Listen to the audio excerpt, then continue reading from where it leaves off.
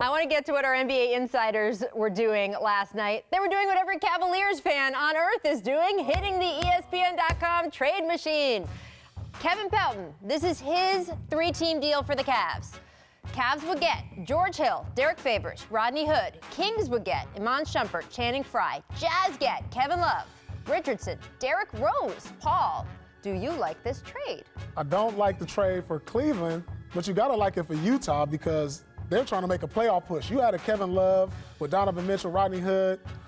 I mean, I think they go to the playoffs with that, but it doesn't move the bar for Cleveland. So that would leave the Cavs' three best players as LeBron, Isaiah Thomas, and George Hill.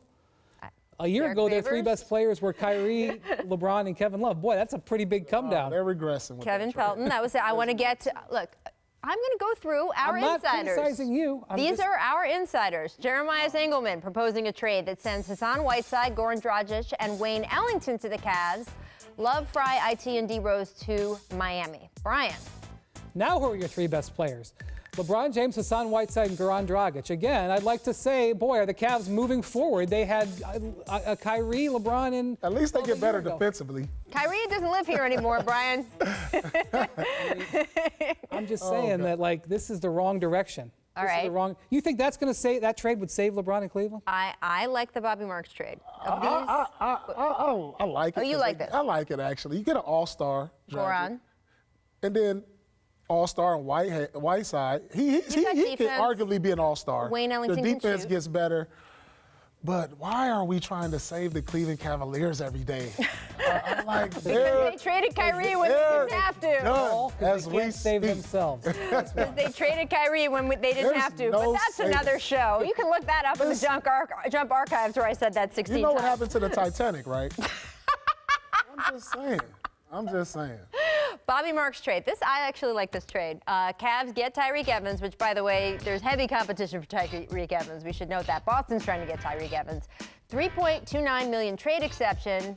That goes to the Grizzlies. The Grizzlies get the Cavs. The Cavs, not the Brooklyn pick, the Cavs pick.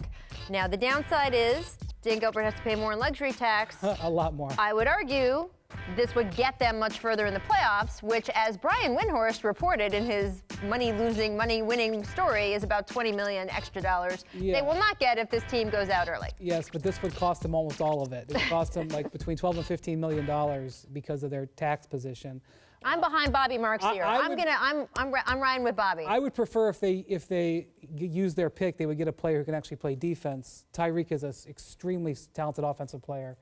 They need offense right now, too, because they're not scoring. But I would prefer them to get a defensive player. But I will say this. You can tell Bobby worked in a front office because, although Pelton used to work for a team, too. But out of those three trades, that's the most realistic trade out of those three. I mean, even if they get Tyreek Evans, everybody looks at like, ooh, look at this name. If they get this name, obviously he's having a great season. But people got to understand, it's about fit.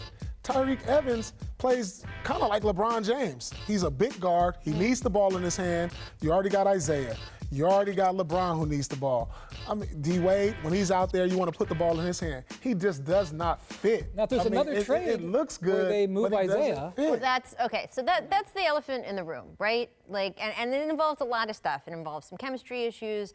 It involves whether Dan Gilbert feels that, hey, if LeBron does leave, I want Isaiah here on the team, and he's the one that I want to re-sign. You have to look at where Isaiah and what he has done for them since he came back and how much more time does he need to be back to his old self. Will he get back to his old self? If you were the Cavaliers, would you treat Isaiah as a developing asset you want to keep around, or would you treat Isaiah as an expiring contract, which is valuable? Again, it would be nice if Dan and LeBron could sit down and talk about this, but there is something to be said for the fact that LeBron goes through passive-aggressive periods and then will snap out of it. And possibly, if they get to Friday, and no matter what the team is that he has, he will say, all right, this is my team. I'm going to stop, acting this way, and this is who I'm going to have, and I'm going to play going forward. And there's a reason for the Cavs to believe that they just get through the deadline. No matter what they do, they'll get a better version of LeBron, as they have in years past, and that they shouldn't fret about it. That said, I do think there are some guys in the locker room that LeBron would not mind saying goodbye to, as he has in the past when he's been at this point of the season. Man, the only player I can see to help them is Damian Lillard.